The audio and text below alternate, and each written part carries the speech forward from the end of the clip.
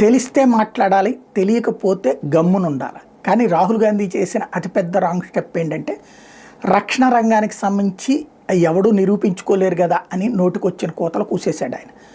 రక్షణ రంగంలో మనం ఏం సాధించామని, పారిశ్రామిక ప్రగతి ఎక్కడ సాధించామని, ఏం సాధించామని వీళ్ళ తాత ముత్తాతల నుంచి వీళ్ళే పరిపాలించారు. మరి ఎందుకని ఏమీ సాధించలేకపోయారు?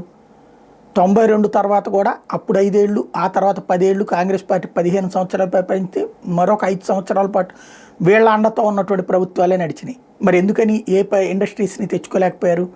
అదే ఈ 10 ఏళ్లలో ఇప్పటికే 25,000 కోట్ల రూపాయల ఎగుమతులు, 140,000 కోట్ల రూపాయల మ్యానుఫ్యాక్చరింగ్ ఇండియాలోనే జరుగుతుంది రక్షణ రంగంలో. అది భారత ప్రభుత్వమే ఉంటుంది. 6 లక్షల కోట్ల 6.5 లక్షల కోట్ల రూపాయల రక్షణ బడ్జెట్లో దాదాపు 2.5-3 లక్షల కోట్లు ఇండియాలో ఉన్నటువంటి కంపెనీల నుంచినే భారత్ కొనుగోలు చేస్తుందంటే పరిస్థితి ఏంటో అర్థం చేసుకోవాలి. అది తెలియకుండా, అది తెలుసుకునే ప్రయత్నం చేయకుండా చైనా వాడి డ్రోన్ ఒకటి పట్టుకొచ్చి వాళ్ళు చూడండి ఎంత పవర్ఫుల్ డ్రోన్లు తయారు చేస్తారు, మనం ఎక్కడ ఉన్నాం అని చెప్పి అడిగాడు. ఈయన పోనీ వెళ్ళేవాడు, నన్ను అడిగాడు ఎక్స్పర్ట్ని, ఏం లేదు అట్లాంటి పిచ్చి మాటలు మాట్లాడాడు.